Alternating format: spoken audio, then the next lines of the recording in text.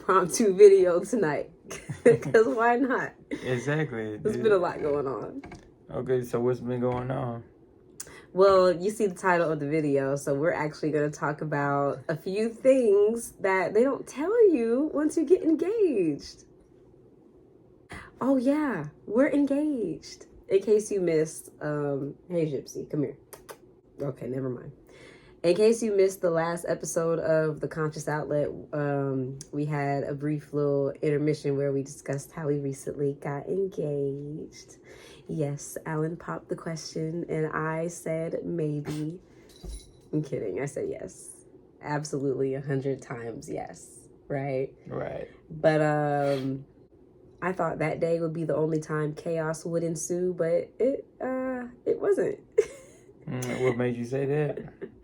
Well, that day was good chaos. You know, all of our friends and family together, the shock of you proposing and us realizing that we're engaged and about to plan a wedding and getting married in the future and all this other stuff. So, yeah, the type of chaos that followed is things that conspired around us more so than within us.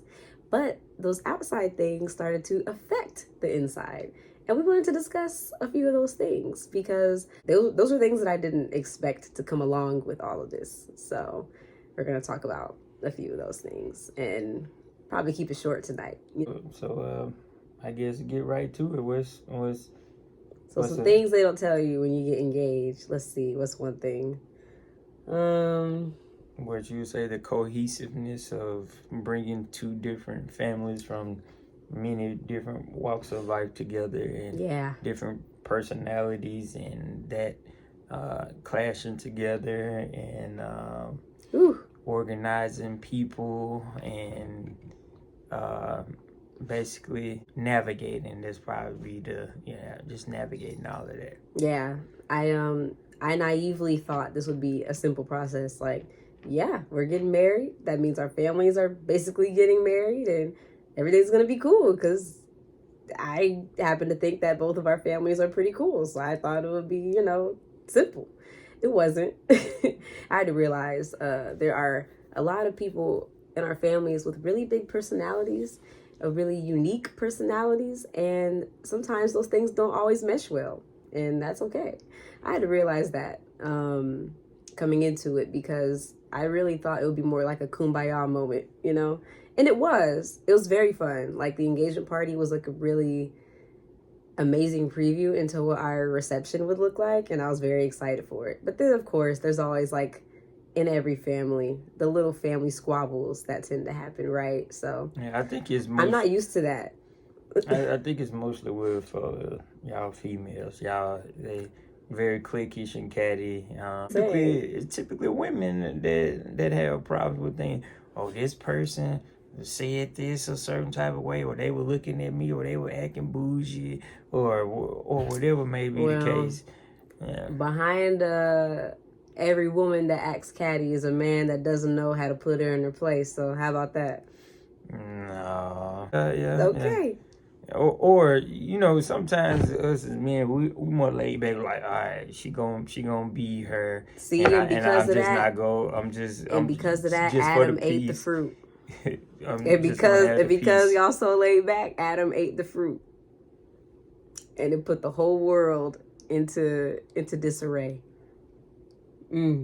Bow. So maybe y'all should stop being so laid back and start and then taking control of some situations. And then to hear more of y'all mouth of like, we're supposed to be talking about things they didn't tell us once we got engaged. Okay, who's supposed to tell us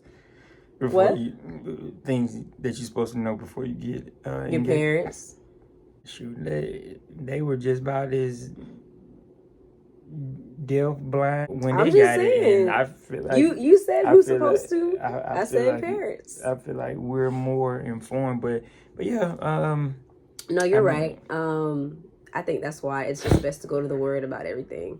Go to the Word about how to be a wife, how to be a husband, how to be married, how to stay married, how to get married, all of those things. Because at the end of the day, like, people can tell you whatever they want to tell you about what it's supposed to look like, but the word has all the answers. Yep, the word, and also, in my opinion, so of course, the Bible gives us great examples of of a marriage. Of course, with Christ in the church and in his relationship with the church, but also he always has sent people along the way to actually help you to be a great example, whether it's the good Samaritan or the woman at the well, so and a whole bunch of other examples of just how to treat people, how to deal with conflict, how to just operate in the spirit and show grace and stuff like that. So it's a million things that you can say, but I would say the best thing for someone to actually do is consult with someone who has a successful marriage, not a perfect one.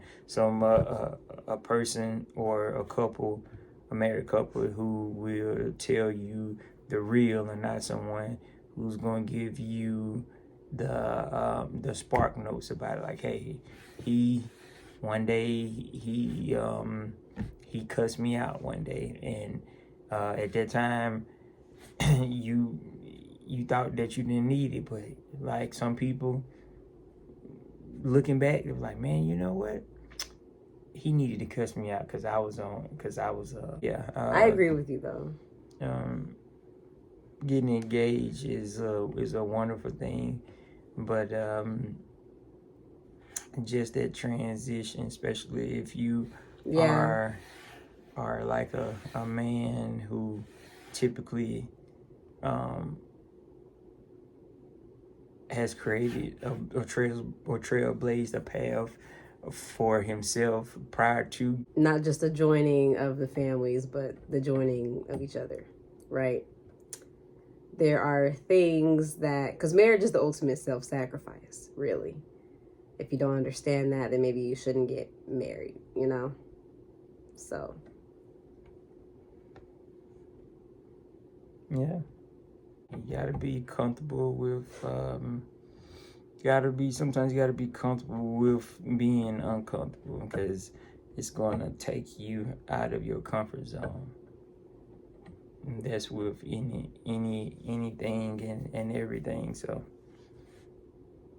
yeah, that's true.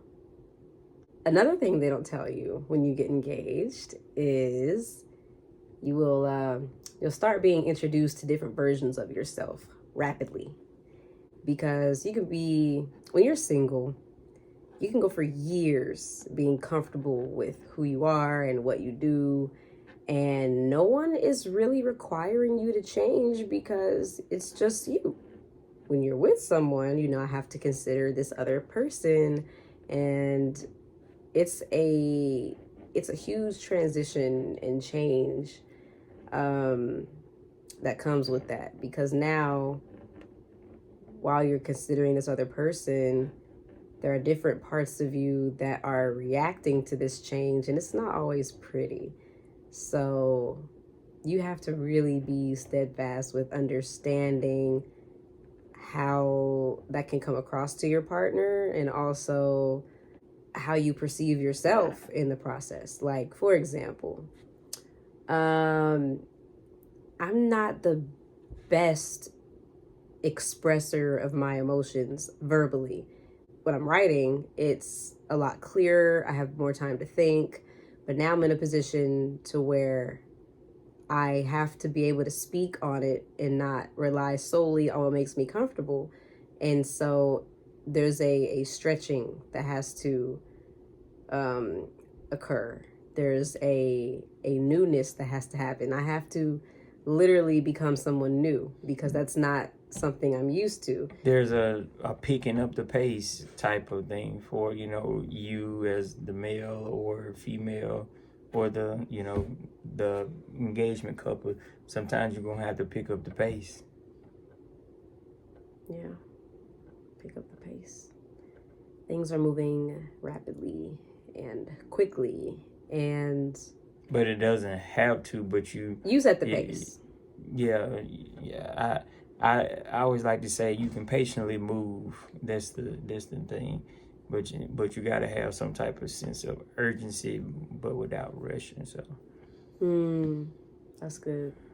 Just like a pre-marriage, it's like, hey, I'm committing myself to you. I didn't gave this ring as a extension of my love for you, and commitment. Yep. Even when it's ugly, when you feel like the well has dried up, you gotta make it happen to where it's live again. It's living. It's flowing water. It's living water. So yeah. Yep, that is true. You're also gonna start discovering who your real friends are in this process, who your real tribe is in this process, and who's gonna be there for you while you're in this new marriage, in this new partnership, in this new stage of life that is essentially gonna last forever. Who will be there, and who will support you, and who is meant to stay in your life. You'll really begin to see that happening. And I think that's because your life is changing. So when your life changes, when anything in your life changes, everything else kind of has to adjust to that. It can't stay the same because what you're doing is no longer the same. So everything must adjust to the new circumstances around you. So that includes your friends, especially your friends and your family. And it may not feel the same because it's not the same. It's a whole new thing. It's a whole new transition. And there will be some kinks that have to be worked out. And if you're willing to work through the kinks, that's your friend, That is real. All facts, no printer. Well, we just wanted to come on here real quick and drop some late night, actually it's not that late, but some nighttime wisdom. Yeah. So we'll leave you with this. Pray over your spouse, pray over your partner, pray over yourself, your family. Make sure you get into your word. Get some good friends, some people who gonna just tell you the real. Somebody who you can sip wine with and talk about real issues, either what you have, or I'm not gonna say issues, I'm gonna say challenges. I feel like everything is a challenge, and so just having that community that whether it's 2 or whether it's 20. Make sure those people are people that you can confide in, that won't have your business around the whole church and other places. So that's important. Very important. Well, this has been a rendition of The Conscious Outlet. Subscribe to us, okay? Catch us on The Conscious Outlet. Catch us on Quality Entertainment. Get ready for some new exciting things that we got going on soon, and we'll get back to you on that. So, All right.